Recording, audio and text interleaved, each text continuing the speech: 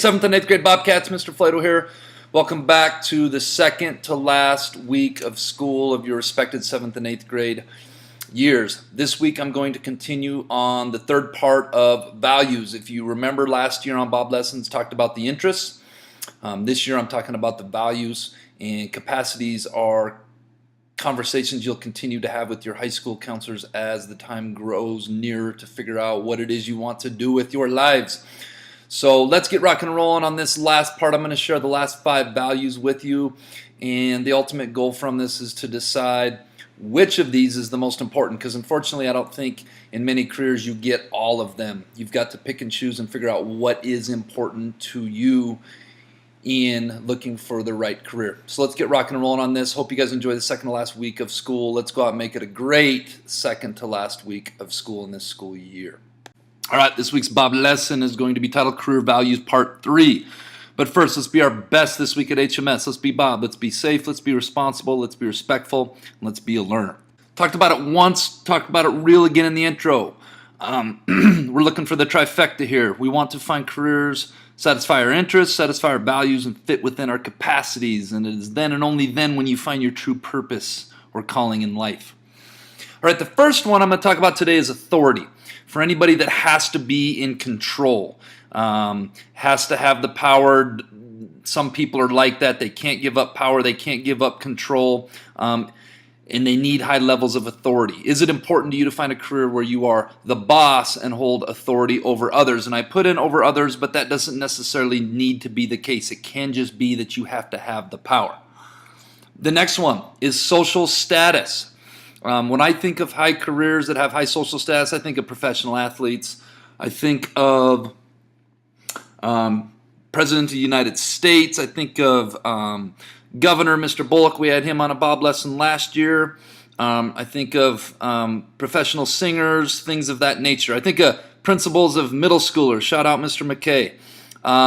Some people like jobs that have high social status. Is it important to you to find a career where you're viewed by others as being someone important in society? I don't know. Is it? The third value is coworkers, and this one I feel pretty blessed to be working with some awesome coworkers in this school. You spend a lot of time working with other people, and you don't get to choose. You get to choose your friends. You don't get to choose your coworkers all of the time. Is it important to you to find a career where you work with others you genuinely like and get along with well? You come to work every day for 8 hours, 2,080 hours a year on average. That's a lot of time to be spending with people that you don't like. So if it's important to you to find coworkers who you get along with well, that may be a value that you hold near and dear to your heart. The fourth one I'm going to talk about is moral values.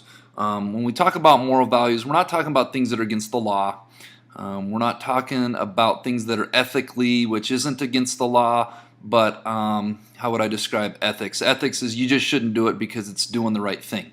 Well, moral values are things that are important to you. And there's lots of jobs out there that aren't very morally savvy, I guess I would say, and I'm not going to get into a whole lot of them.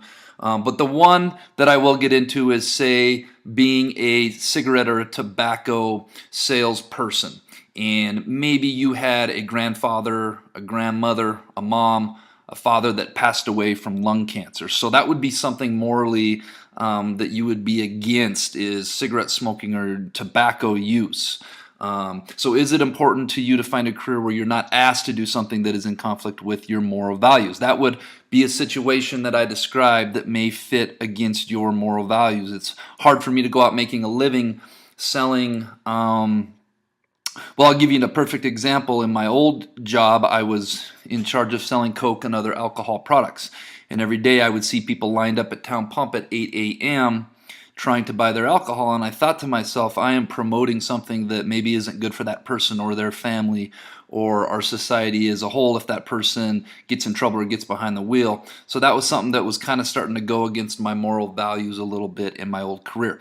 But in the example I gave you, if you're asked to go out and promote tobacco sales and you have a family member that has passed away from cancer caused by that tobacco, that might be against your moral values.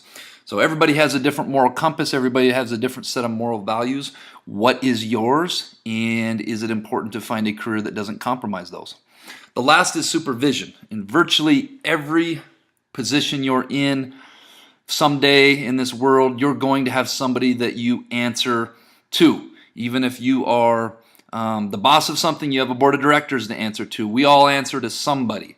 And if that somebody is fair and kind and understands your job and works with you on things, that can be vitally important.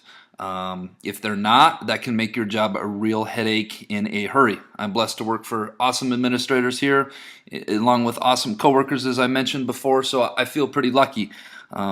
And I haven't really been in a career or job where I haven't worked for a great supervisor that I really like, but I know people that do, and it can really make their job tough. So is it important to you to find a career where you're treated fairly by the authority figure or figures that are above you?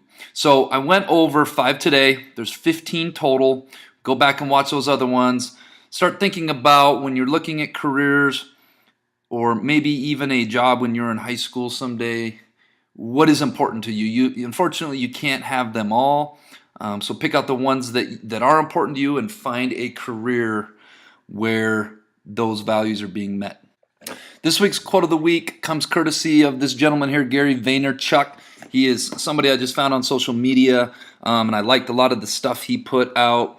Him and his family migrated from somewhere in Eastern Europe, I believe maybe Russia, when he was a kid, lived in New York City, crammed in an apartment.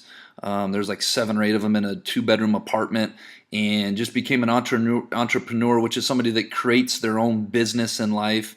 And he puts a lot of cool stuff out on social media. I know we're not talking about social media today, but I know a lot of you are on social media. If you're going to be on it, follow something inspiring, follow something that challenges you to be a better person and that's not going to drag you down. Anyways, this is kind of what this is all about. We talk about figuring out who we are at this age, and the quote of the week is figure out who you are. Don't apologize for who you are. Unless you need to make some changes, then we need to, and then become even greater than you naturally are at what you are. So figure out who you are, don't apologize for it, become an even greater version of yourself than you naturally are, and go for it in your career or whatever it is you want to do. And again, that's just being Bob, being your best, being the best version of yourself. This week's Jellybean Question of the Week winners were the entire Knox Advisor. I see you guys. Taylor Parasoap, Stephen Yargo, Kesley McGowan, and Bree Carter. Come see me on your own time. This week's Jellybean Question of the Week comes from Ms. Claire Stroud, who says, I have no mouth, though I always eat. When I encounter water, I admit defeat. When I have no food, I languish and die, even though I am not alive. What am I? I cannot tell you I'm always here, keeping you warm and well. If you think you know, get your answer into me no later than Friday. All right, 7th and 8th grade Bobcats, we got about 4, 5, 6, 7, 7.5 days left, I believe. Let's make them a great 7.5 days at the Helena Middle School.